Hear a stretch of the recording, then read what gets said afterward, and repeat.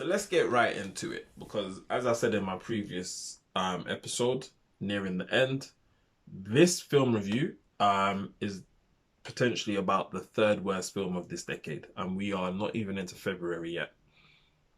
And this is the reason why.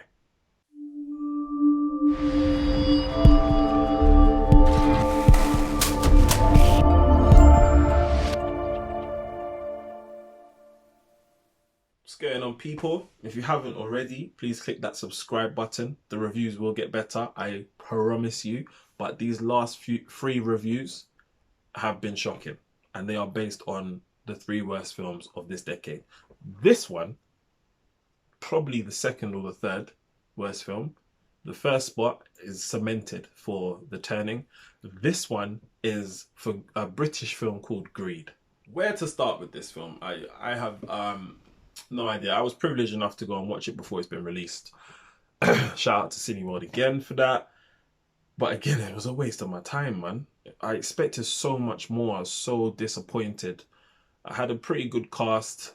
It seemed to be talking around three different things. The first one being that basically the basis of this film is based around Philip Green and how he managed to build his own multi-billion-pound empire, asset stripping companies, as well as moving his fortune over to Monaco through his wife. Definitely based around him. It was very interesting to find out how all of that works, actually. That's the one plus about this film, I would say. The second point in this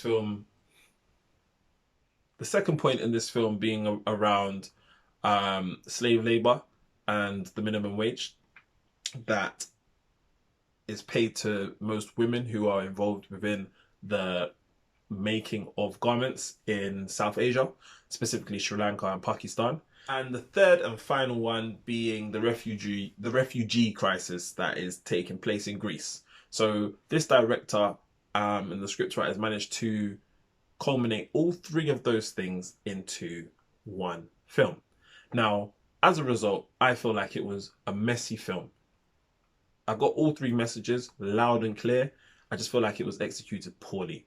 I didn't know where to keep my attention. There seem to be things going on within the film that just didn't make sense. For instance, Steve Coogan, who plays, I can't remember the name of his character, but he's basically Philip Green in this film. And his daughter is in a reality show. And that's being filmed while the film is happening. Sounds weird, I know, but it is that weird. It's a bizarre film.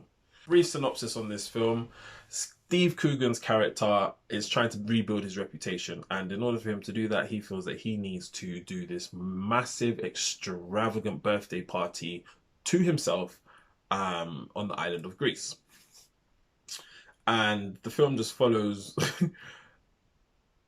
the build up to the party and the things that he's doing, how he's going about things. In order, for instance, loads of refugees turn up on the beach where he wants to hold the party, and he doesn't care for them. He just wants them to go, and he starts to do little things in order to try and get them off, which isn't that great. It's not cool. Just goes to show the power of money and the ego that it builds, really. And then it also takes us through his come up, how he managed to make his money, which is interesting. But again, I thought the film was just poorly shot. It just was ridiculous. There was too much things going on. It was almost like Film 4 just wrote a check to an amateur filmmaker and said, go and make a film and bring it to us. And that's what happened, basically. That's what it looks like to me. 1 out of 5. Even that's too generous. 0.5 out of 5 from me. Do not watch it. Do not waste your time. It's a shocking film. Whether it's the morning, the evening, the afternoon, the daytime, or the nighttime, whenever you're watching this, I hope you are blessed and you have a great time. Take care.